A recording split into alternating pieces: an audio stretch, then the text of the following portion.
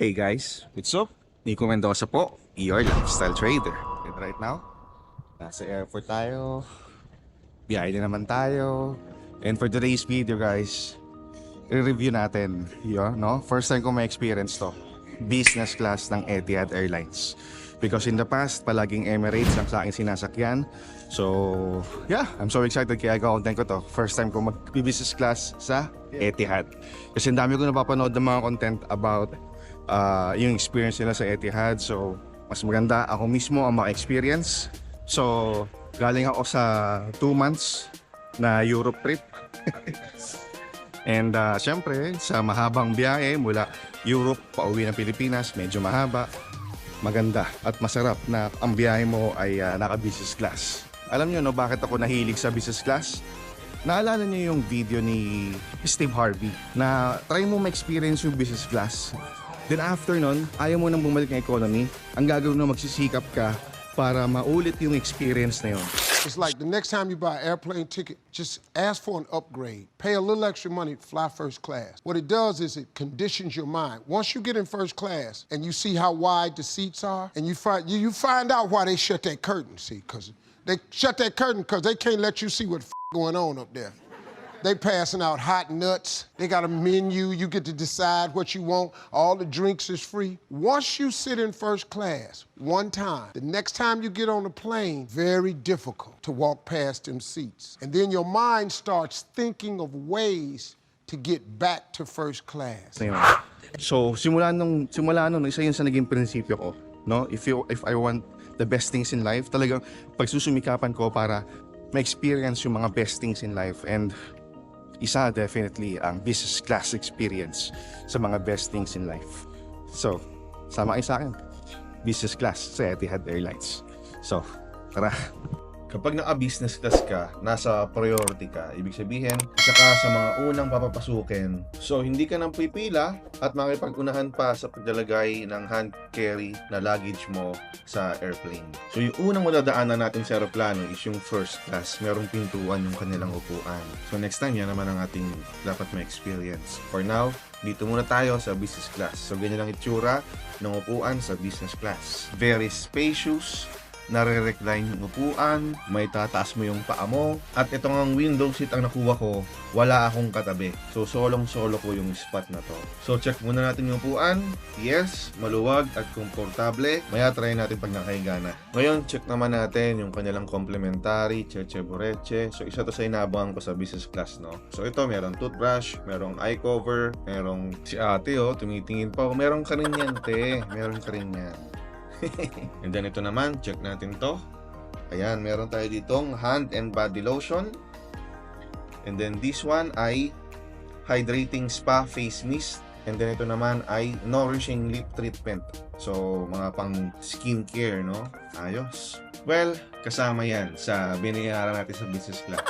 And of course, tignan natin yung menu, kung ano yung mga isuserve nyo ng pagkain later, kung ano yung mga choices. So, syempre, iba ang food sa business class, iba sa economy. At syempre, part ng pag-welcome nila sa mga naka-business class ay inaalok nila kami kung anong drinks ang gusto namin. Water, juice, or champagne. So, syempre, pinili ko champagne para masulit yung binayan. Teka, huwag muna natin inumin, nagkabanggaan pa sila.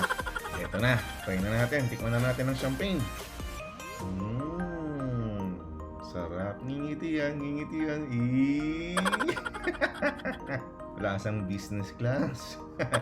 So, ito yung itsura sa malayuan. Kita mo naman yung legroom. Napakaluwag. May tataas mo yung paa mo. Alam mo kasi pag masyadong mahaba yung flight mo, kapag masikip ang legroom mo, masakit sa paa, nakakangawit. So binigyan din pala kami ng Wi-Fi password para sa mga nasa business class. So wala na kaming babayaran for the Wi-Fi. So mamaya, test natin yung speed ng Wi-Fi. Ito, isa sa wala sa economy class is yung sleepers. Talagang binigyan kami ng sleepers para gamitin namin pang lakad-lakad. Mas komportable kung hindi ka nakasapatos during the flight. Sarap sanang iuwi na to, no? Kaso syempre, gagamitin natin ito sa aeroplano at pumapasok tayo sa CR. So, hindi na okay na iuwi pa to as souvenir. Pero kung hindi mo gagamitin, pwede mong iuwi syempre. Eto, dito ako nagulat kasi walang ganito sa Emirates Airlines na business class. Yung aking chair pala ay merong massage feature.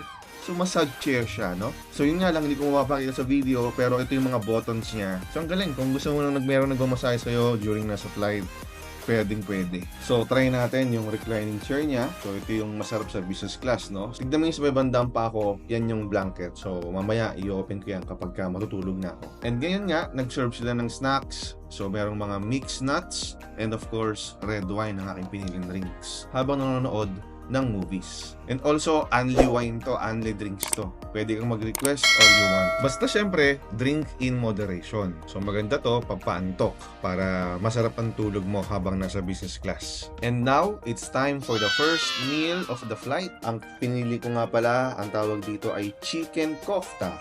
Ito ay saffron rice, aubergine, pine seeds, and hara sauce. Intindihan mo? Huwag ka mag-alala, hindi ko rin naiintindihan eh. And for the dessert naman, ang pinili ko naman ay warm yuzu pudding. Ito yung poached plum and cherry ice cream. Ito yung pinili ko kasi ito yung hindi ko alam dun sa menu. No? So gusto ko mag-try ng bago. Hindi ko akalain na magugustuhan ko pala yung ganitong dessert. Napakasarap. Panalo. And now, try na natin yung Wi-Fi dito sa airplane. No? At syempre, nung nakakonect na ako sa Wi-Fi, yung una kong chinek, syempre, yung aking trading account.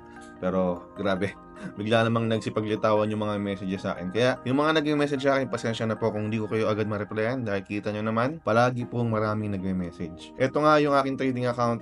Nagtitrade habang nasa aeroplano ako. That's the power of LTA Gold Algo. And guys, sa mga hindi nakakilala sa akin, lalo na sa mga first time na makapanood ng aking vlog, ito yung aking ginagawa. Ito yung aking source of income, trading. And I'm using AI para sa mga oras na hindi ako nakakapag-trade ay kumikita pa rin ako. So dito makikita mo meron akong profit na $17 at hindi ako yung nag-trade. Yung aking LTA Gold Algo ang gumawa niyan para sa akin. So that's a form of passive income. So isa to sa dahilan bakit nagustuhan ko ang forex trading, no? Kasi as long as meron kang internet at cellphone, ay pwede mong magawa ang trading. So pwede kang kumita anytime, anywhere. Bonus pa kung meron kang AI. In my case, meron akong LTA Gold Algo na siya nang bahalang mag-trade para sa akin sa mga oras na hindi ako nakakapag-trade on my own. Tulad ngayon na nasa aeroplano ako. So kahit na nasa biyaya ko, whether tulog ako or hindi ako nakakapag-trade on my own, hindi ako nabobokya. Tuloy-tuloy pa rin ang aking income. So kain tayo ulit. Umorder ako ng stir-fried chicken. So ito yung parang pancit canton nila, no? So ang kagandahan kasi dito sa business class, anytime nga, pwede kang mag-order. At kahit ilan, pwede mong orderin. Basta syempre, kaya mong ubusin. Tapos, silip ulit sa trading account. Tignan natin kung nadagdagan ba ang ating profit. And wow! $21.43 na. Nadagdagan nga habang kumakain ng pancit canton. Grabe. Lalong sumarap tuloy ang pancit canton. So, tapos na tayo kumain. Kaya ngayon, pahinga na tayo. Relax, chill, sleep. Dahilan kung bakit tayo nag-business class para ma-experience yung comfort. At syempre, itatry ko na rin yung massage chair dito sa aking upuan. So finally, nasa Pilipinas na ako. So dito tayo sa pinakamagandang airport sa buong mundo. So yun lang, napakaganda na experience sa business class ng Etihad. And yeah, I'm looking forward na ulit-ulitin yan. Syempre, mas gagalingan ko, pasisipagin ko pa para ma-experience ko yung The Residence. Yun yung pinakamataas na parang pinaka-luxurious na trip ng Etihad. Okay, so the food was great, the comfort was great, so the trip was great. So sana talagang i-goal nyo na ma-experience nyo yung ganong experience, business class at least. Alright? Alright guys, finally nakarating na ako ng bahay dito sa Pilipinas after ng halos isang buong araw na biyahe. Then time check, 12:15 in the morning guys. Okay, 12:15. Ito pala ang oras. 12:15 ng madaling araw. At so far, ito yung naging profit as of sa oras na to. Okay, magkano yan? $54. Pambira. Kumita tayo nang hindi ako nag-trade. Ang nag-trade is LTA Gold Algo. Bira. Ang galing, no? Halos buong araw kong nasa biyahe, nasa aeroplano, nasa sky, nasa ibang bansa, nasa airport, and yet, kumikita, pambihira. Sana, dati ko pa natuklasan yung technology na to. Ganun pa man, I'm grateful na right now, meron na akong ganito. So, sana ikaw din, magkaroon ka rin ng ganito. Alright? So, if you want to know more about my LTA Gold Algo, just send me a message and isasend ko sa'yo yung explanation ko, tuturo ko sa'yo kung paano mo mapapagana to sa iyong trading account. So yun lang. Papahinga muna ako. Ay, mag-aayos pala ako ng mga bagay. Ciao!